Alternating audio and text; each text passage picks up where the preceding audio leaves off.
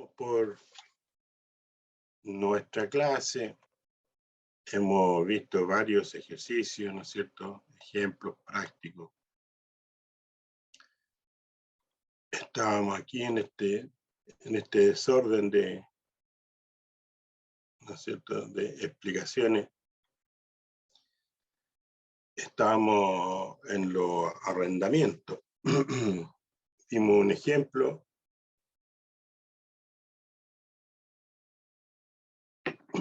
Bueno, recuerde usted que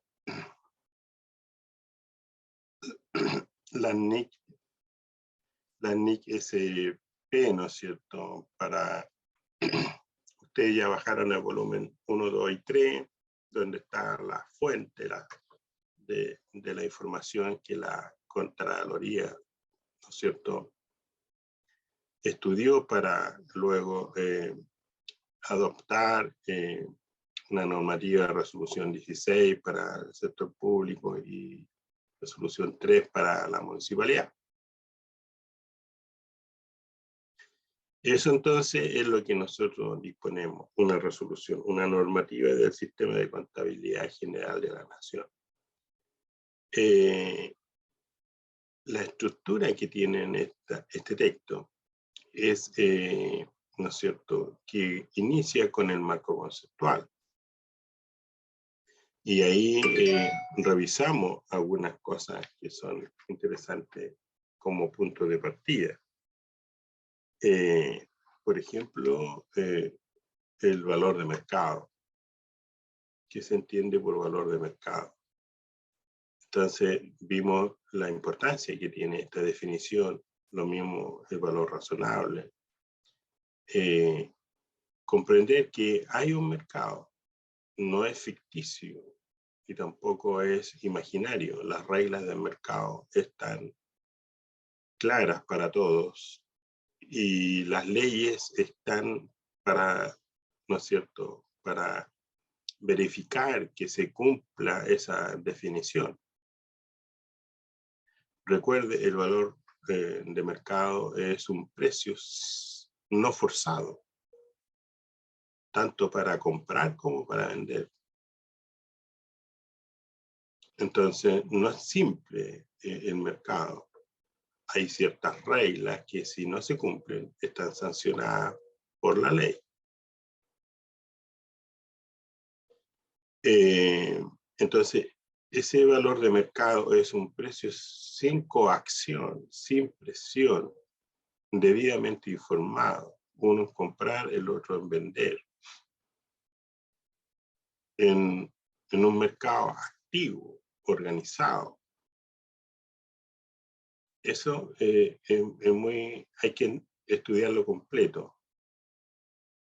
Lo digo porque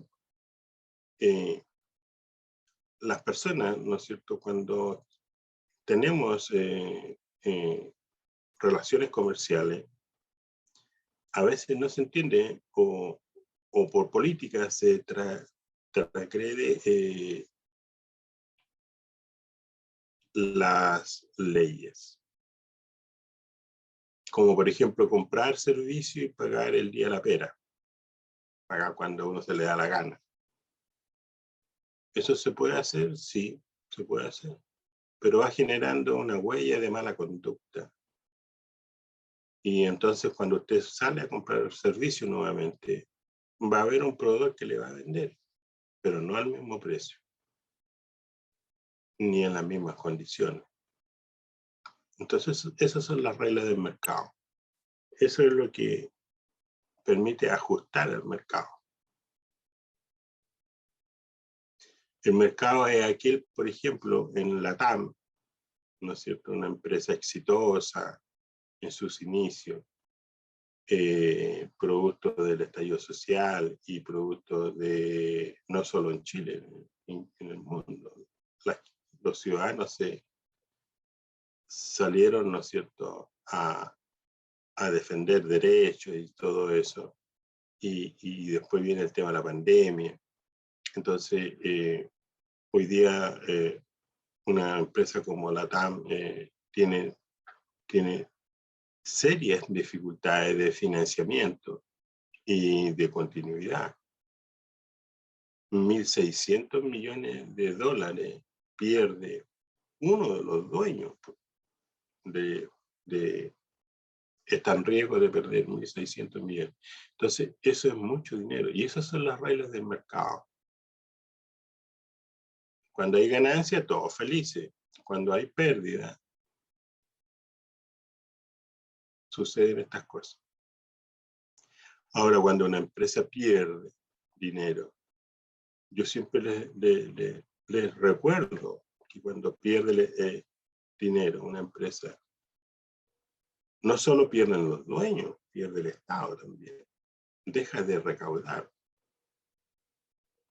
¿Usted se ha preguntado cuánta plata paga impuesto a la renta en la TAM a Chile? ¿Cuántos trabajadores trabajan para esa compañía? Saque la cuenta, cuánta plata del Estado deja de recibir por una situación externa como la pandemia. Entonces, por eso es que las cosas hay que verlas de manera completa. Entonces, el Estado deja de recibir dinero producto de un daño incontrolable como la pandemia. El Estado debe proveer, ¿no es cierto?, condiciones tal que se desarrolle un comercio normal. Porque no se olvide, el diseño está hecho para que el comercio funcione. Y en esas transacciones hay una recaudación fiscal. Y esa recaudación fiscal llega al aparato, al Estado, y el Estado a través de lo que ya hemos visto, el presupuesto, ¿no es cierto? La formulación del presupuesto, la discusión en el Senado, la aprobación, la ejecución del proyecto, y luego viene la valoración, y ahí cierra el ciclo y vamos para el año siguiente. Entonces uno tiene la oportunidad de ir corrigiendo situaciones que se van dando de un año a otro, se van creando nuevas leyes para ir perfeccionando las que existen o ir creando nuevas, pero siempre orientado, ¿no es cierto?, al mejoramiento continuo de un territorio.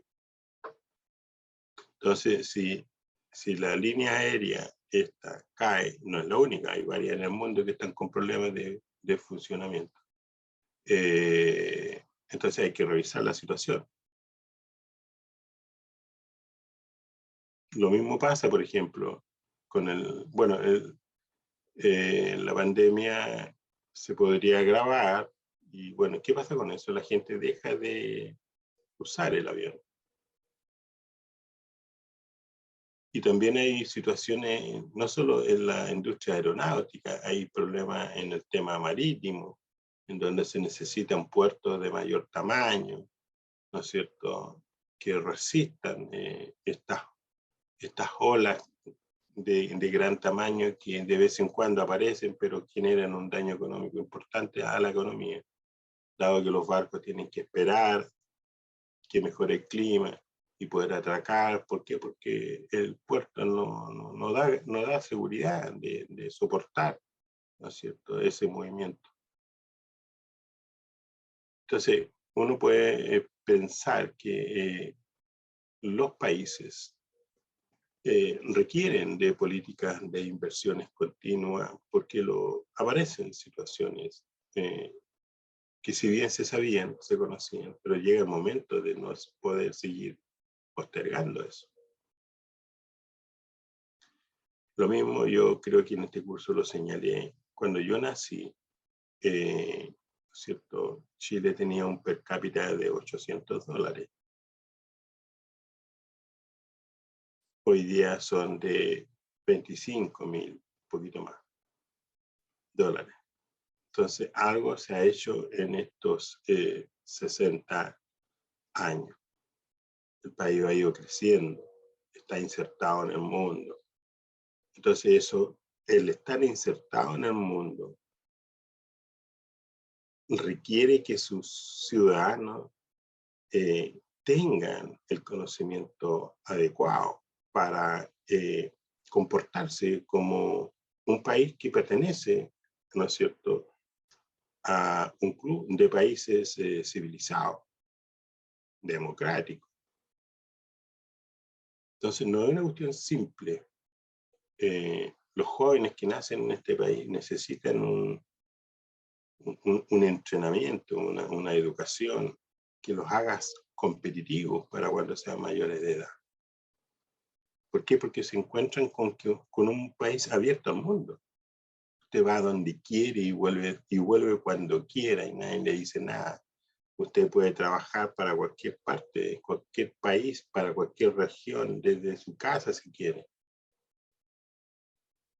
Y nadie le dice nada. No tiene prohibición para trabajar online para cualquier país del mundo. No tiene restricciones. Y al revés, puede irse a vivir a Miami si quiere y trabajar para una empresa chilena, pagando sus impuestos, donde le corresponde. Eso es un país abierto al mundo. Y lo somos hace rato. Entonces, todavía hay gente que no, solo es muy regionalista, piensa que si la región no le da empleabilidad, entonces fracasé. No, somos un país abierto al mundo, necesitamos un computador, una internet y conocimiento. Y estamos. Yo tengo mucha gente, muchos clientes, cabros jóvenes, mujeres, profesionales, que viajan y trabajan a todos lados, sin restricción, pero se especializan en una profesión y después postulan a los puestos de trabajo y mantienen una red de empresas internacionales para prestar servicios. Y tributan en Chile o el impuesto adicional donde se haya pagado. Entonces, la mente hay que abrirla para ser competitivo. Por ejemplo, los que estuvimos ayer viendo el partido, mire, yo nunca, creo que es la primera vez que voy a hablar de un tema, pero sí tiene mucho que ver con esto. Estamos terminando, así que me voy a dar un minuto de libertad. Yo no soy de la Universidad de Chile, pero ayer vi todo el partido. Minuto 86 o 84. Iban perdiendo 2-0. Y yo le decía a mi hijo, mira, si yo aposté que la Chile iba a perder. Yo le dije, mira, si han jugado mal todo este tiempo. Y lo que falta aquí es una cuestión mental, porque todos son buenos jugadores. Pero lo que falta es alguien que les diga eso. Pero, ¿qué ocurrió en el minuto, después de ese minuto 84? Los jugadores, el primero que todo el entrenador vio que había que hacer cambios. Y los jugadores empezaron de un minuto a otro, cuando le metieron el segundo gol, dijeron, y vea usted las cámaras, como la gente sufría, porque su equipo estaba bajando a segunda división, o ahora le llama la B. Pero hubo 6 minutos de alargue, o sea, en 10 minutos, en 12 minutos, metieron 3 goles. Y se salvaron. Pero ¿qué pasó en esos 10 minutos? Todos concentrados, no perdían un pase hasta que la pelota entraba al arco. Hasta el último minuto, en el último minuto, la Chile estaba derrotada. Y no, pasó lo que tiene que pasar. Cuando uno se esfuerza al máximo, cuando uno trabaja en equipo, sin error, al final se logra lo que tanto se buscaba, el triunfo. Esa forma de trabajar en equipo, sin error, rendir al máximo. Había un jugador que se llama Juan, algo así. Ese jugador desde el primer minuto jugaba, pero a todo pulmón. Y yo dije, no va a soportarlo, no va a llegar al último minuto. Y llegó. Pero no pasaba lo mismo con el resto. Solo en esos últimos 12 minutos lograron concentrarse, organizarse. Había uno que ordenaba ahí y que les gritaba y que los motivaba. Un jugador motivando a otro jugador. Eso es lo que uno espera, pero todos los fines de semana, cuando hay deporte. Eso que está ahí es lo que nosotros necesitamos en las empresas. Concentración, convicción, equipo, conducción, un líder que conduzca y que lo que hay que hacer es llegar al éxito. Eso se llama competitividad. Cuando uno ve eso, da lo mismo el equipo que sea. Uno celebra el esfuerzo, la capacidad de ver en vivo y en directo 11 personas, pero coordinadamente. Y logran lo que tenían que hacer, ganar. Bueno, en las empresas eso es lo que se necesita. Un líder que coordine, que convenza al otro a entregarse al máximo, que se concentre. Eso es lo que hace diferente un país con otro. Las personas, el capital humano. En una fábrica, en una empresa de servicio, eso es lo que se necesita. Liderazgo positivo para salir adelante. Chile necesita un capital humano de primer nivel para salir adelante. Nosotros, el futuro para nosotros es la tecnología, el uso tecnológico de cada uno de los procesos. Eso va a generar competitividad en el servicio, en la elaboración de productos. Y bueno, en la medida que tengamos transacciones económicas, vamos a lograr empleabilidad y, por supuesto, crecimiento. Cuando las personas empiezan a laborar y a tomar su vida con confianza, porque saben que tienen empleo y pueden pagar sus cuentas, entonces eso te hace caminar a un ritmo un poquito más rápido y así sucesivamente. Así se construyen los países. Bueno, entonces eso. Entonces habíamos visto el tema del arrendamiento y también ahora vamos a ver, ¿no es cierto?, una cuestión de deterioro, ¿no es cierto? El tema de los errores y el tema de las estimaciones contables y políticas contables. Entonces, el tema de los deterioros, si bien no me recuerdo, no hemos visto nada de eso. Como el tiempo es breve, ¿no es cierto? El tiempo nunca alcanza para todo. Por eso es que hay que organizarse.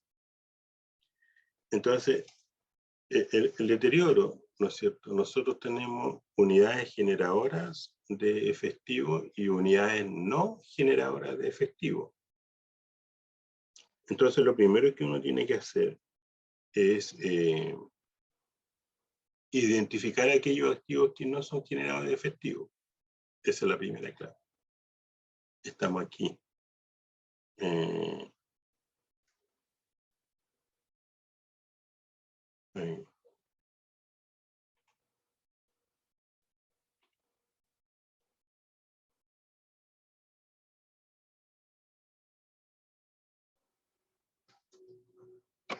Entonces, es importante tener tener claro el tema de la competencia. Trabajar con líderes positivos es un gran honor.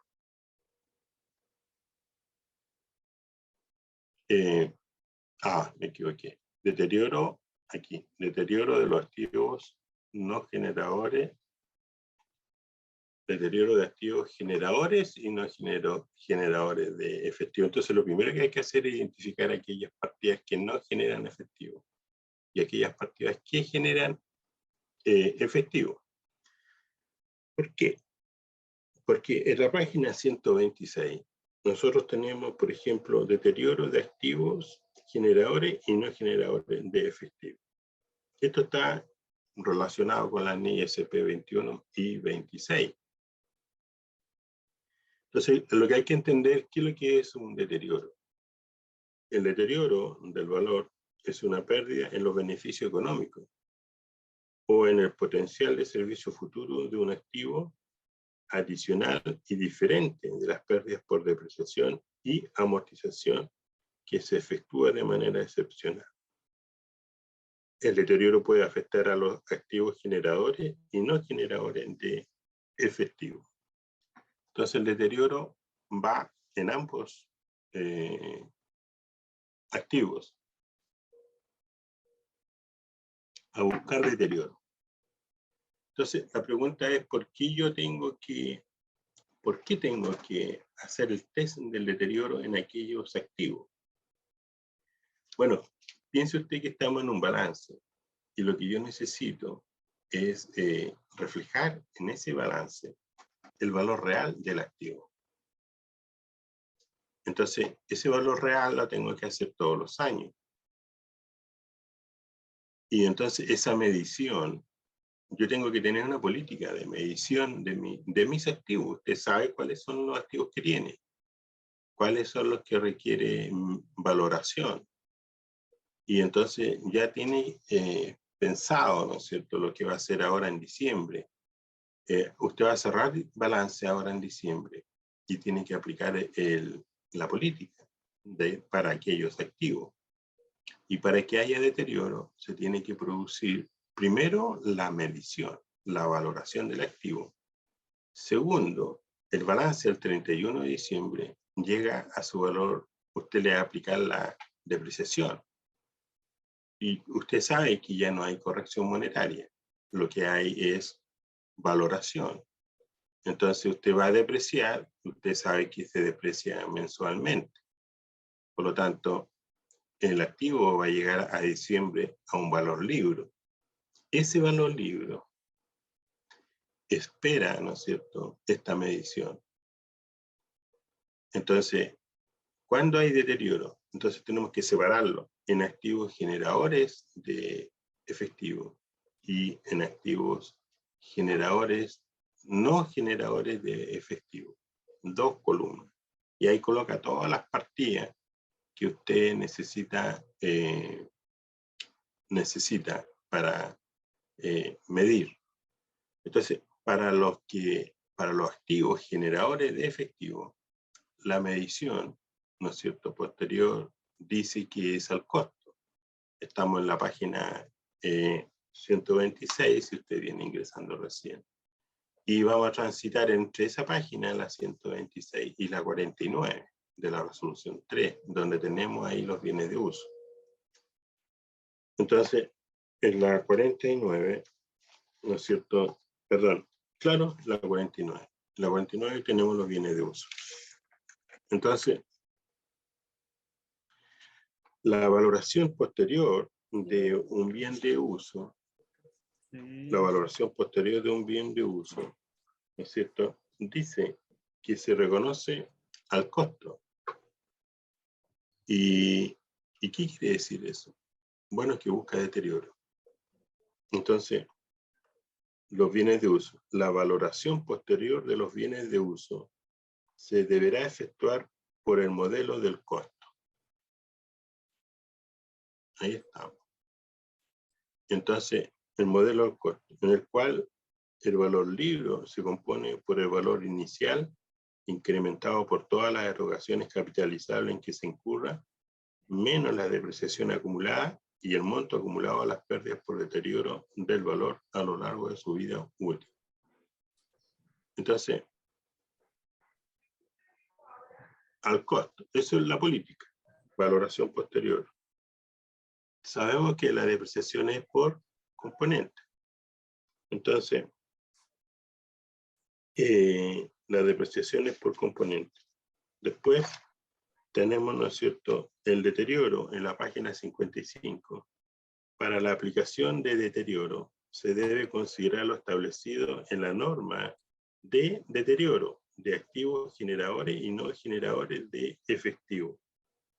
Bueno, de ahí entonces me voy a la página 126 y me encuentro con el deterioro. Y entonces, el reconocimiento, página 127. El deterioro se deberá reconocer cuando el valor libro del activo exceda a su monto recuperable, siempre que dicha diferencia sea significativa. Se debe reconocer el deterioro en cuentas complementarias de activo y con efecto en un gasto patrimonial, separadamente de la depreciación y amortización. Y en el párrafo 7 dice, como consecuencia del reconocimiento del deterioro, los cargos por depreciación se ajustarán en los ejercicios futuros en función del nuevo valor contable revisado.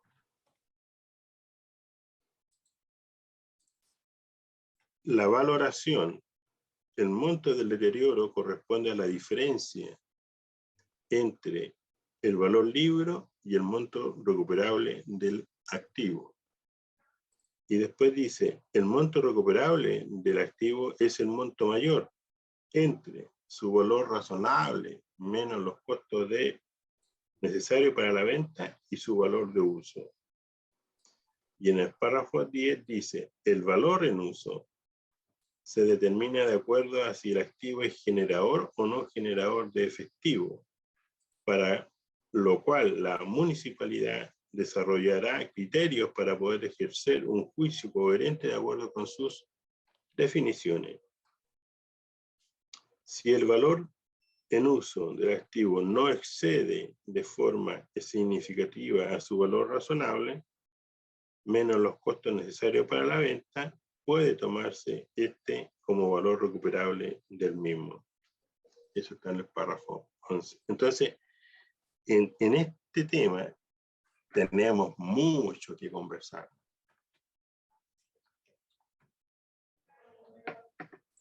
Entonces, es importante, ¿no es cierto?, comprender esta situación. El monto recuperable de un activo es el monto mayor. Entonces,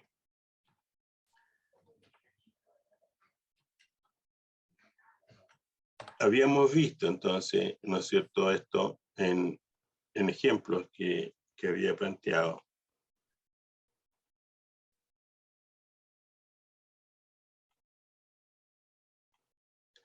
Entonces, habíamos bienes, ¿no es cierto?, de uso.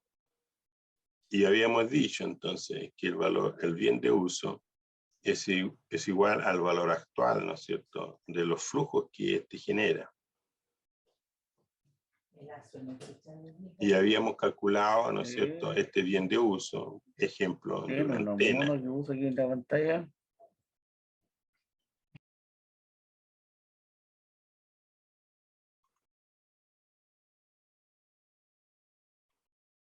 Ya habíamos visto estos ejercicios del bien de uso y de esta antena, ¿no es cierto?, donde la definición del bien de uso, el valor inicial, cuando había, ¿no es cierto?, un desembolso, cuando había un desembolso futuro, ¿no es cierto?, había que reconocer una provisión y eso fue lo que hicimos en este ejercicio.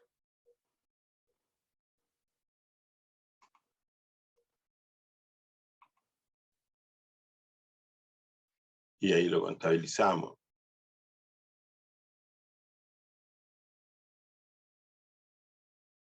También vimos, ¿no es cierto?, esta diferencia de depreciación cuando viene bajo la normativa 6820 y entonces recibimos este activo con un valor libre y como la normativa actual exige que el activo, el bien de uso, su depreciación es por componente. Entonces, lo separamos el edificio y el ascensor y entonces recalculamos las depreciaciones e hicimos el ajuste en la cuenta adopción por primera vez.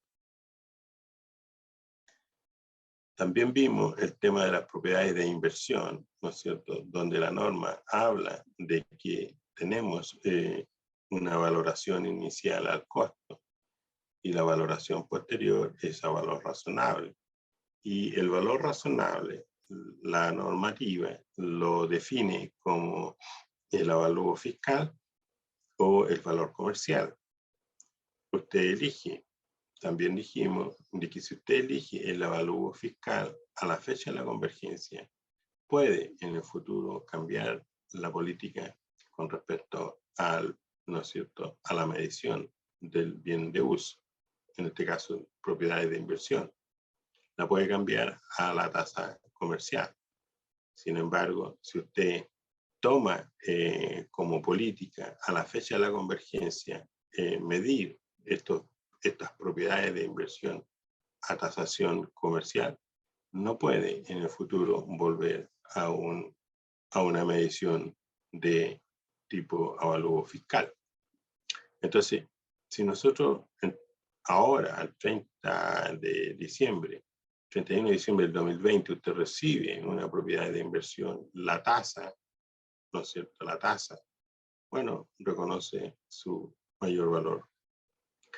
Y como estamos en la fecha de la convergencia, entonces usa la cuenta 311.005. Lo mismo puede que esté desvalorizado. También entonces lo reconoce contra esta cuenta 311.05 con cargo deudor. Y el leasing, ¿no es cierto? También vimos la forma de determinar la tabla de amortización, ¿no es cierto?, dado que el leasing se reconoce al inicio al monto menor entre su valor razonable y su valor actual de la suma de cuota de pago mínimo. Entonces, con eso hicimos en una planilla Excel el ejercicio. Entonces, ahora lo que me queda por ver es, para continuar con esto y terminar, el tema del deterioro de los bienes generadores de efectivo y no generadores de efectivo. Entonces, si usted revisa en esta página, la 128, ¿no es cierto?, valor en uso de activos no generadores de efectivo. Entonces, ahí tenemos el valor de uso de un activo no generador de efectivo. Se define como el valor presente del potencial de servicio restante del activo. Este se determina usando cualquiera de los siguientes enfoques. Y ahí, esos tres enfoques es lo que vamos a ver hoy, ya, para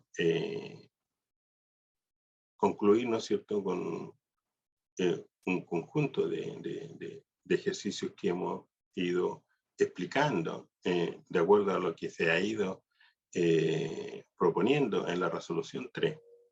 Entonces, el enfoque del costo de reposición depreciado, el enfoque del costo de rehabilitación y el enfoque de las unidades de servicio. Ya, recuerden, estos tres enfoques están orientados a aquellos activos no generadores de efectivo. La metodología para determinar el deterioro en los otros unidades generadoras de efectivo, tenemos el monto recuperable. Entonces ahí necesitamos otra metodología. Por eso que hay que separarlo en dos grupos. Ya. Entonces, para las unidades generadoras de efectivo, vamos a usar el monto recuperable. Recuerde, el monto recuperable es el monto mayor entre el valor razonable neto y el valor de uso. Entre esos dos valores, nosotros tenemos que determinar el monto mayor. Ese será el monto recuperable. Ese monto recuperable yo lo comparo con el valor líquido del activo y veo si tiene deterioro.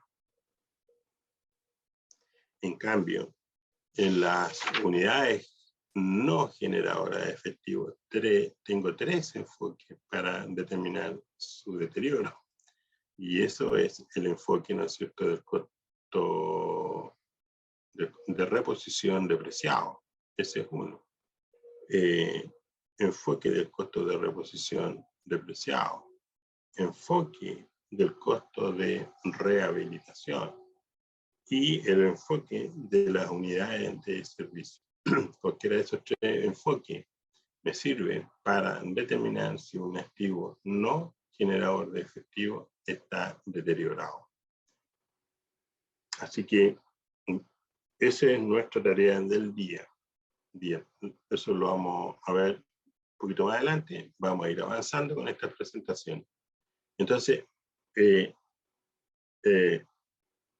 estos estados financieros, bueno, esto lo vamos a ver en la próxima clase, ¿no es cierto? El estado financiero, balance general, estado de resultados, el estado de situación presupuestaria, el estado de flujo, son modelos que están propuestos en la resolución 3. Entonces, este tema de los segmentos, también es un tema interesante en que ustedes tienen que ir creando un hábito de segmentar la actividad económica. Nosotros tenemos, ¿no es cierto?, no todas las municipalidades, eso yo lo sé.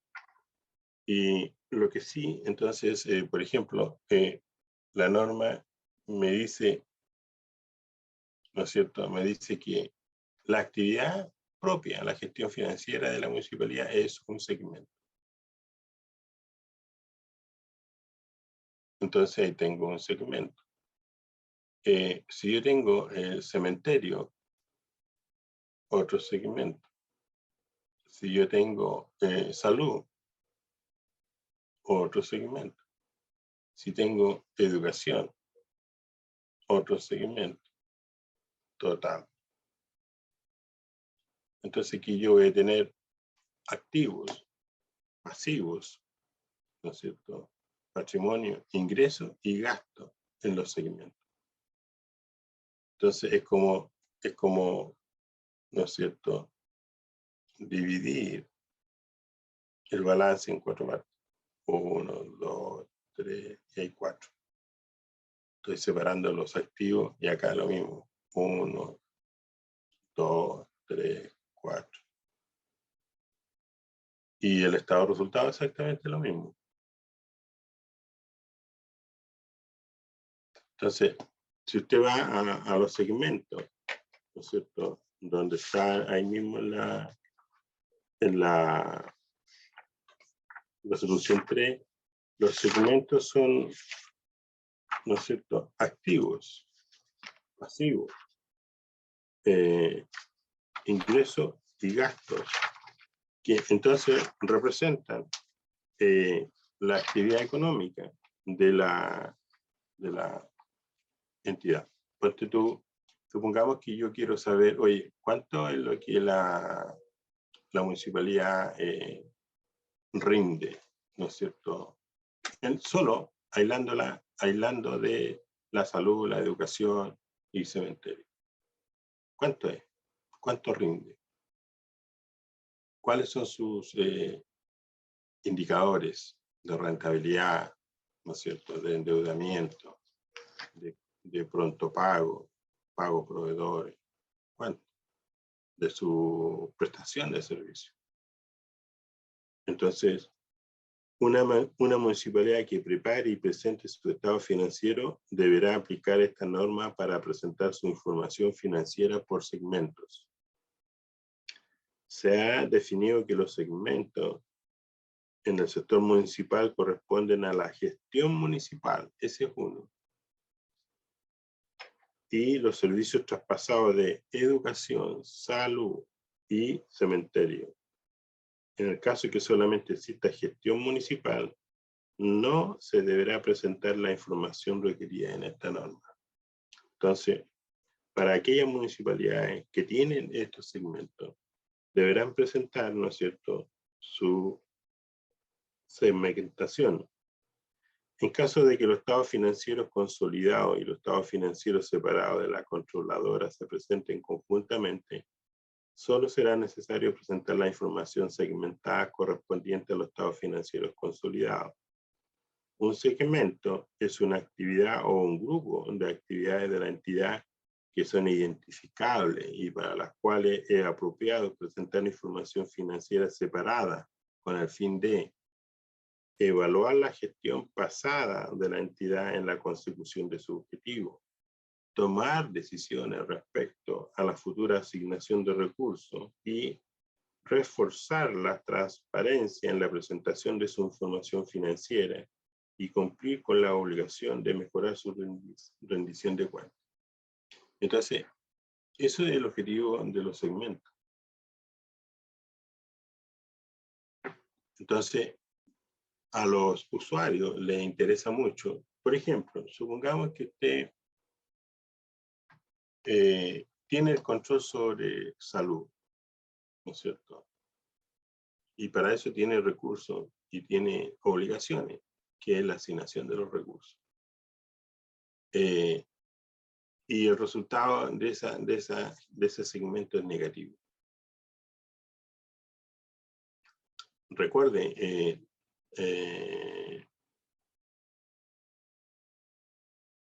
Porter, ¿no es cierto?, en su literatura habla de la separación de los trabajos, ¿no es cierto?, que busca que cada uno haga lo que sabe hacer mejor. Entonces, si usted tiene un conjunto de actividades y usted tiene números rojos en los segmentos, lo que dicen los libros o lo mejora o que lo haga otro. Por ejemplo, Codelco, ¿no es cierto? Codelco invirtió dinero, mucho dinero, en un hospital para sus trabajadores. El problema es que Codelco lo que sabe hacer es extraer cobre y procesarlo y entregar un cobre de alta calidad. Pero de salud poco y nada sabe. Y entonces, ¿qué es lo que sucede? Que los costos se disparan cuando uno no sabe manejar un negocio. Entonces, ¿qué es lo que hace Codelco ahora? Busca, ¿no es cierto?, concesionar la administración del hospital. Porque son costos que no se pueden mantener en el tiempo. Al principio uno por buena voluntad puede soportarlo, pero los propios trabajadores dicen, oye, pero ¿por qué tengo que pagar un servicio más caro? No somos eficientes. Y eso trae consecuencias porque el dinero, como ya sabemos, es escaso. Los recursos son escasos, las necesidades son infinitas. No olviden eso. No olviden el concepto de mercado, la oferta, la demanda, el precio. Entonces, la lógica es que busquen un administrador, ¿no es cierto?, que entienda de negocios en salud y bueno, y que sea competitivo, porque los hospitales no solo están hechos para satisfacer necesidades de la gente del cobre, sino que deben ser abiertos a la población.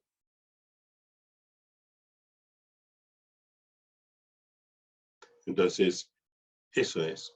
Entonces, lo mismo pasa con educación, pasa con los cementerios, por ejemplo. ¿Qué hace una municipalidad administrando un cementerio? Entonces, habría que ver si son eficientes. Y yo creo que con esta norma vamos a llegar a medir esa calidad y vamos a conversar si es conveniente que manejen estos segmentos.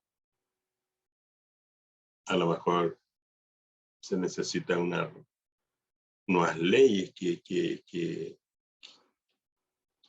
manejen estos segmentos en beneficio de la ciudadanía.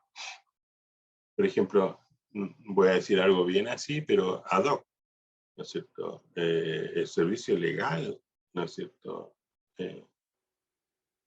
¿No es cierto? Donde cuando uno fallece y llega ahí, ¿no es cierto?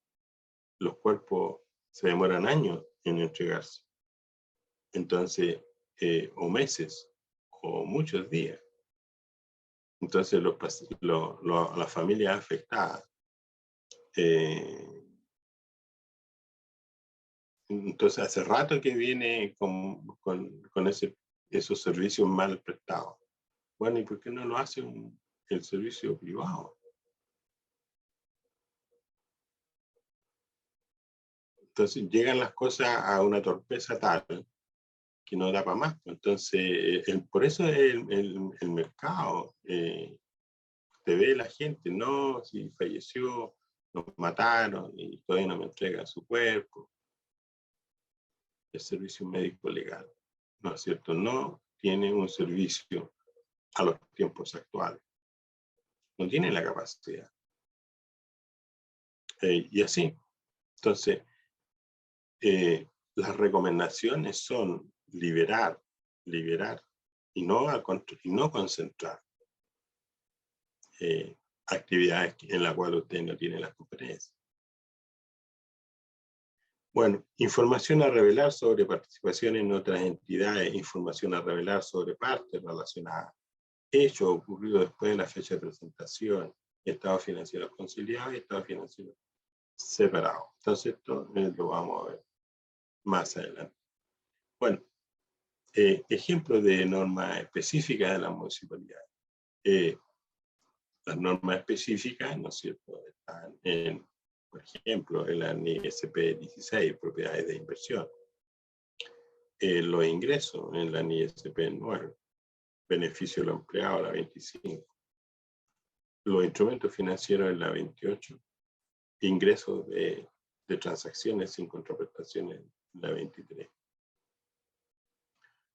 Bueno, el hecho económico, ¿no es cierto?, está en arrendo de activos no financieros y eso está alineado con la NISP 16.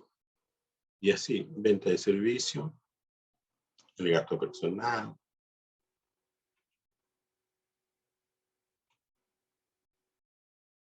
Las reglas contables de operatoria. Bueno, ahí estamos, integración de contables presupuestarias, los movimientos financieros presupuestarios, movimientos financieros no presupuestarios y así sucesivamente. Cierre del periodo contable, cierre y apertura, ¿no es cierto?, de deudores y acreedores presupuestarios.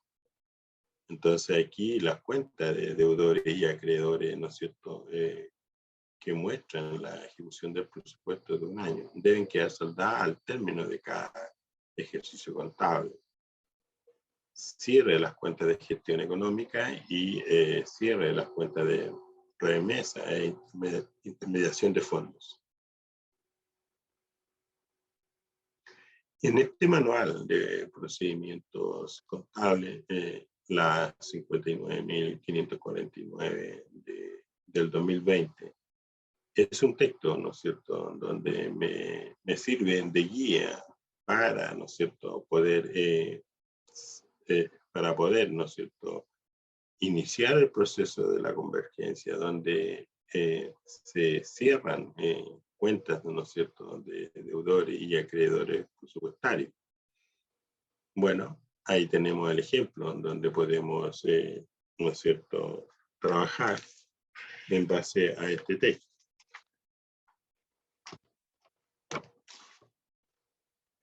El cierre de cuentas por cobrar. Ahí, ¿no es cierto? Después cierre de las cuentas por pagar. Y aquí abajo, ¿no es cierto?, ustedes tienen explicaciones con respecto al texto.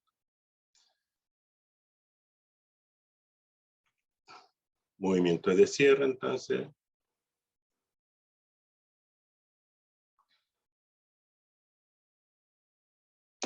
La apertura de deudores y acreedores presupuestarios, traspaso del resultado del ejercicio a resultado acumulado.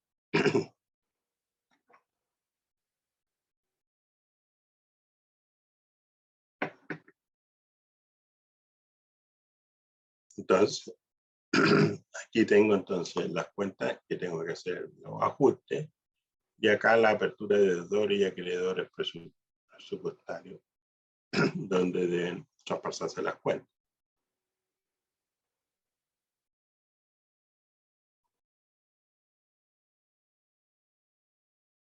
La apertura de deudores y acreedores presupuestarios. Aquí tenemos, ¿no es cierto?, su código y la cuenta. Y aquí, ¿no es cierto?, donde nosotros tenemos las notas explicativas. Y aquí entonces nos recuerda la resolución 3.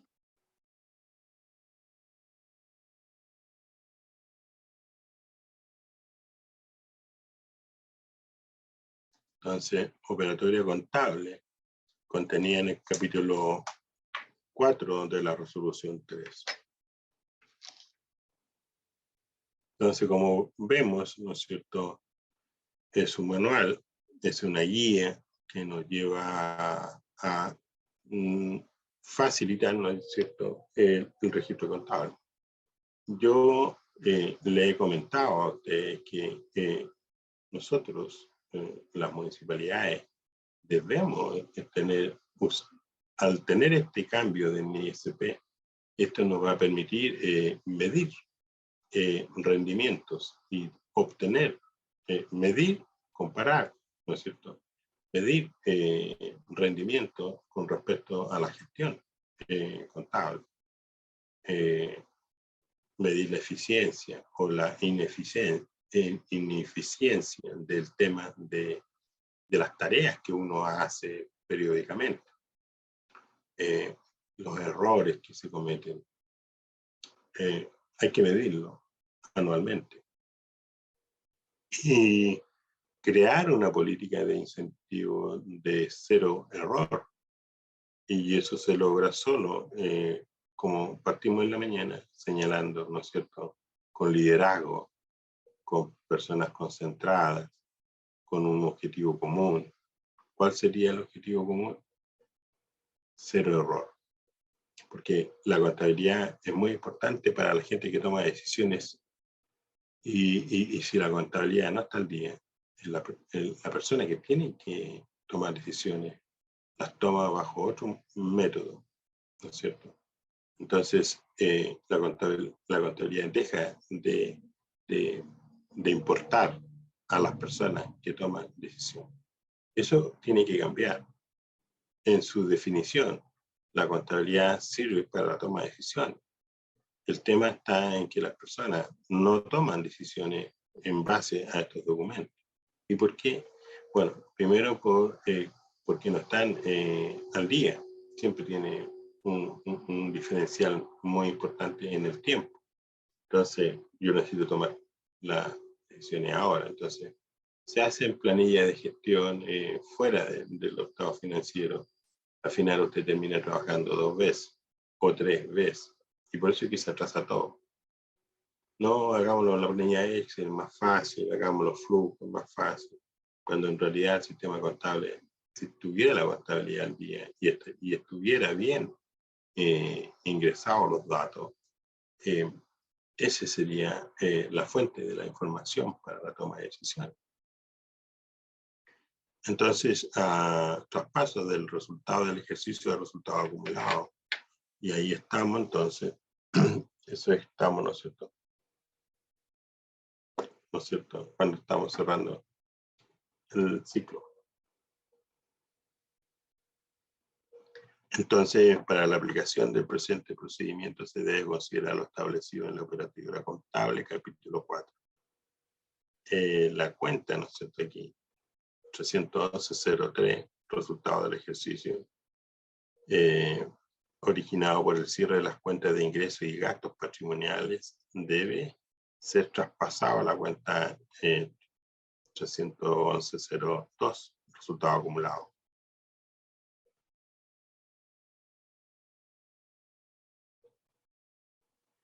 Bueno, los registros de responsabilidades o derechos eventuales, esos son, ¿no es cierto?, cuentas de orden, donde forman parte al final del, ¿no es cierto?, del texto del código 92, y entonces se reconocen responsabilidades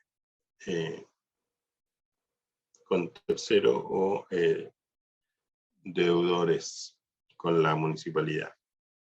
Bueno, aquí llegamos entonces a nuestra evaluación, ¿no es cierto? Reglas de operatorio contable, página 195. Y me voy a la página 195 y entonces contestamos estas preguntas.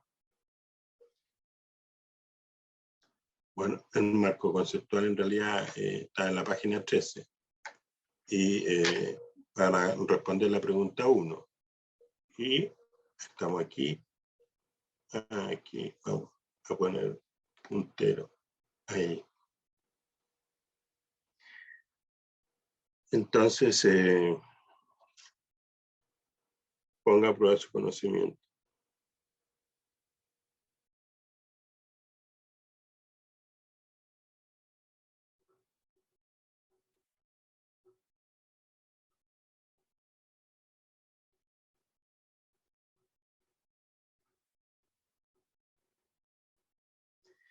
Ponga a prueba su conocimiento.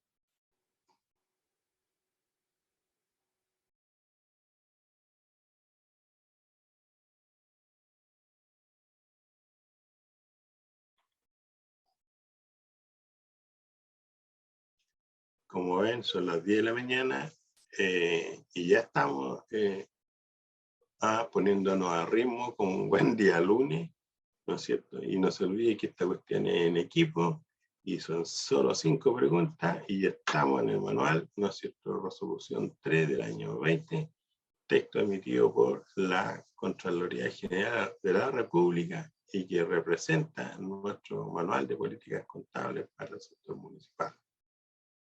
Entonces, como dicen por ahí, ya partimos. Verdadero, dice. Vamos por más.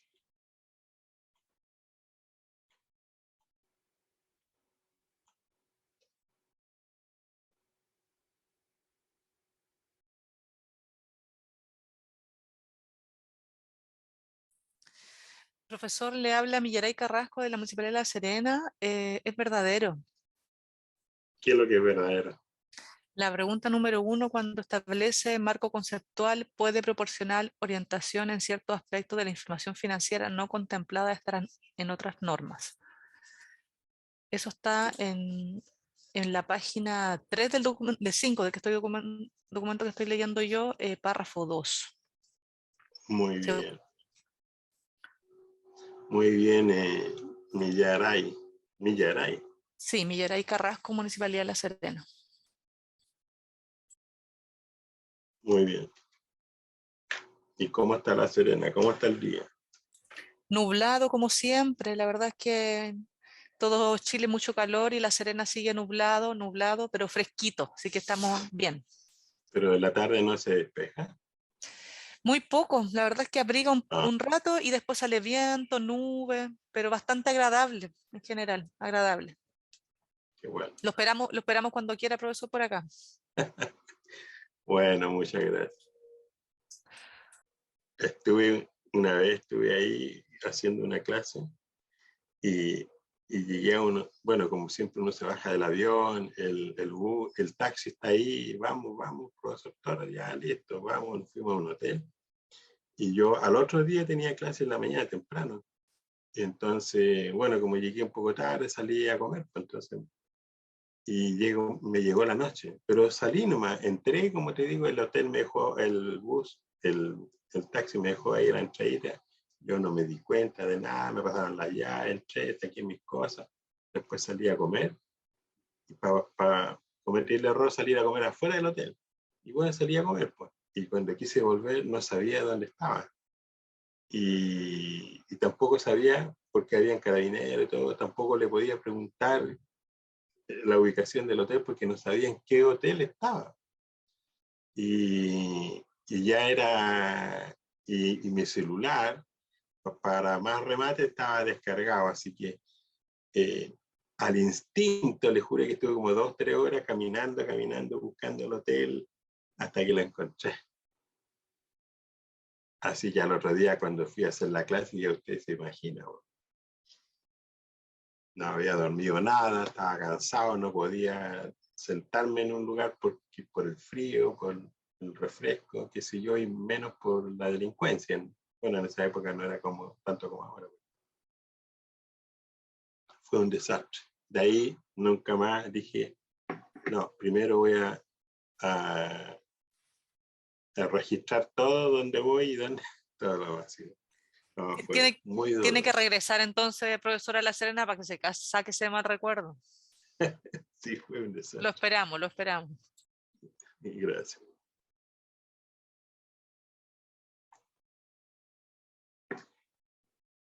Bueno, a ver, parece que estamos con los participantes. Pregunta 2 falsos con resultado del ejercicio. Ya, pues, pero dígame el párrafo, porque no se trata de cachipún aquí, se trata de fundamental. Recuerde usted, tenemos que señalar, por eso yo le doy el texto, ¿no es cierto? Como Millaray dijo, marco conceptual, la página, el párrafo, usted tiene que responder, ¿no es cierto?, con la resolución 3, páginas tanto, párrafo tanto. Porque esa es la forma que hay que trabajar desde ahora en adelante. Es lo que yo recomiendo, porque las normas van cambiando. Entonces, usted tiene que acostumbrarse a tener su texto a la mano y aunque sea un error de interpretación, usted puede leer y tomar una decisión errada, pero no importa, nos concentramos en una parte del texto y eso es lo que, y eso permite asertividad. Por eso queremos para mover esas plata, poderlas ir renovando o sacar el caso de... Pero no tengo Entonces, eso es lo que tenemos que hacer. Eso es. Página, ¿no?, 196, número 9. Ok, entonces, sigamos. Alguien se saltó Leonida. Dices la 5 que es verdadero, ya, pues, pero Leonida, hágale empeño al asunto, ¿no es cierto? Mencione usted el párrafo y la página.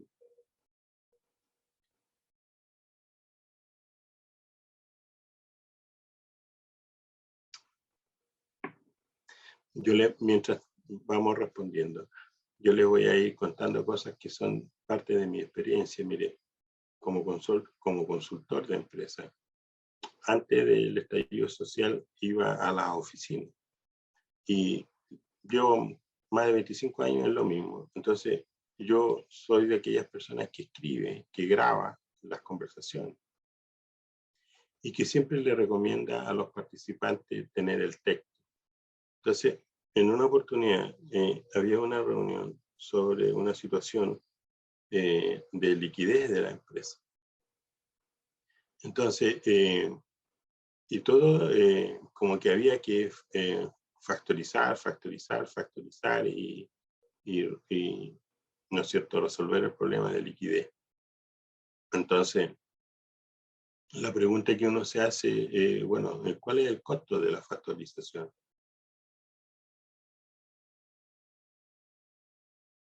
¿Por qué llegamos a una reunión a hablar un tema y no se conoce el costo?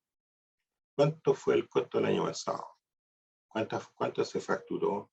¿Cuánto se factorizó? ¿Se factorizaron todas las facturas? O sea, yo estoy prestando servicio a empresas que no me pueden pagar al contado. Porque eso es, ¿no es cierto? Cuando yo tengo prestación de servicio y factorizo mi factura Entonces, estoy vendiendo un servicio a 30 días o a más plazo. Y la pregunta es, bueno, ¿cuánto es el costo financiero de esto? Entonces nadie me pudo responder. Entonces yo le digo, pero ¿cómo usted me dice que hay que factorizar si no conoce el costo del dinero? O sea, ¿qué es eso? O sea, cero compromiso con la empresa. Se supone que un profesional contable tiene las competencias para reflexionar sobre una gestión financiera. Y si yo soy una empresa que no, por política factoriza todo, por política, ya, ok, pero ¿cuánto es el costo? Dame los costos. No estaban los costos. Entonces, ¿por qué factorizar? ¿Por qué falta dinero? Pero bueno, ¿pero por qué falta dinero entonces? Porque cuando yo presto servicio, no estoy negociando las condiciones.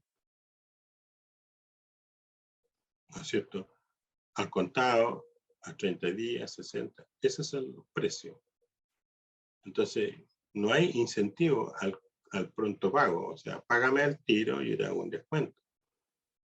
Ese descuento yo lo comparo con el cobro del factoring.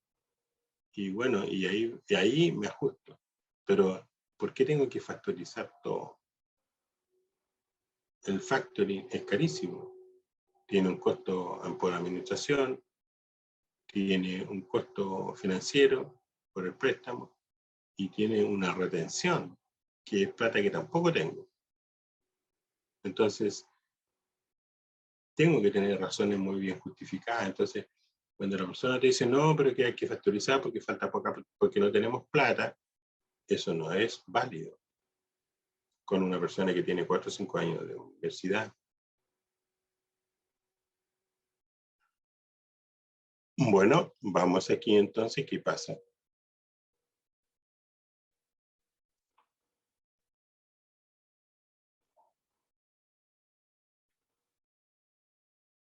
Ahí está.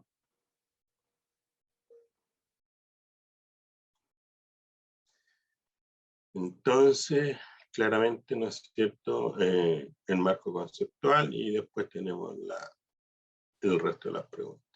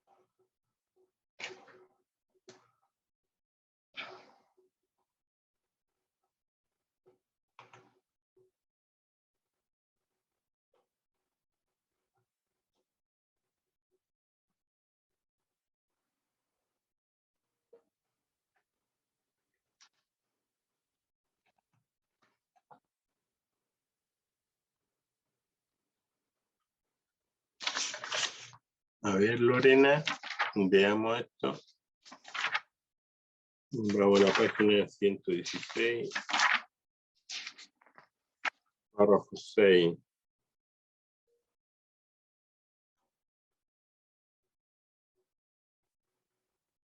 Ah, pero estás trabajando con otro texto.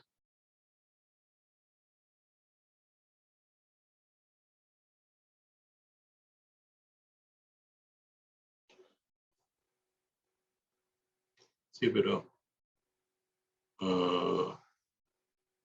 esperamos un poquito.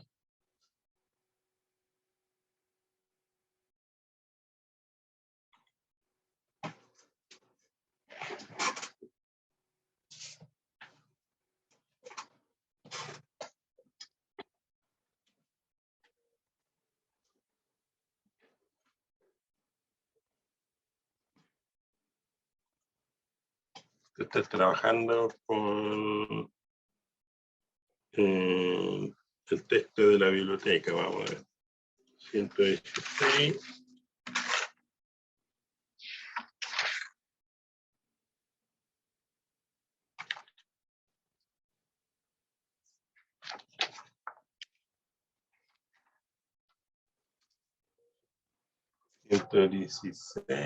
Párrafo 6.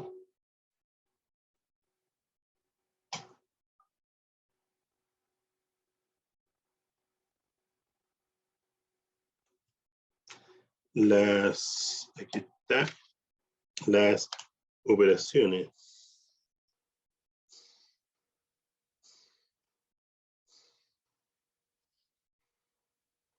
Las operaciones que constituyan eventuales responsabilidades o derechos por compromiso y garantías que no afectan.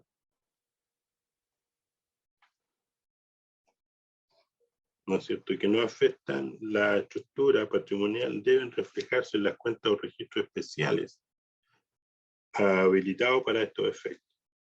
Bueno, aquí dice, ¿no es cierto?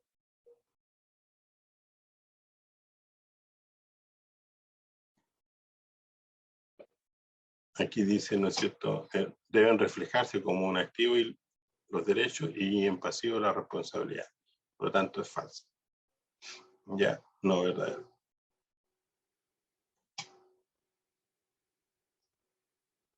Ya. Muy bien. Buenos días, profesor. Hola, Hola, buenos José días. Antonio. Ya estamos en los 15 primeros minutos de break. Ok. Nos vemos. A las 10:30.